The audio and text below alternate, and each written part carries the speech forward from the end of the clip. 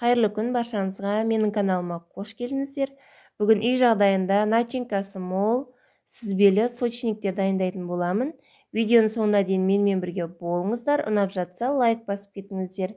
Ең алдымен үй температурасында еріген сары майларымыздың үстіне қант саламыз және 3 жұмыртқа жарамыз. Және електен өткізілген разрыхитель араластырылған ұнымызды салып, жақсылап шөп жұмсақ, қолға жабыспайтын қамыр илеп шығамыз. Осылай жұмсақ қамырымыз дайын болды. Июін қандырып, қамырларымызды тындырып қоямыз. Осы уақыт аралығында начинкасын дайындаймыз. Начинкасына сүзбе, қант және бір жұмыртқа болса болғаны. Сүзбенің құрғақ түрін таңдасаңыздар, начинкасы әдемі шығады.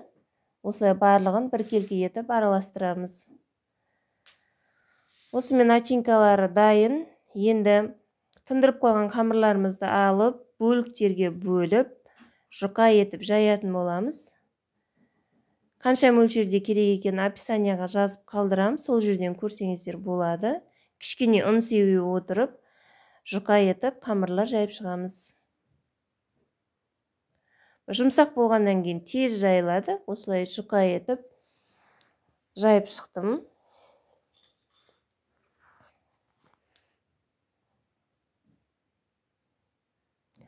Дайын болған қамырларымызға начинкаларын салып, осылай формамен кесіп шықтым.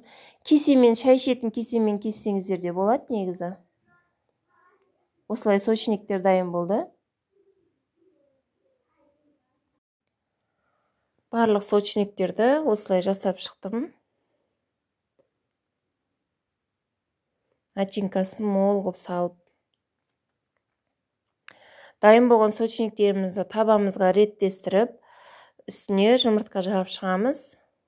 Және 180 градусқа 20-25 минутқа пешке салып пісіріп аламыз.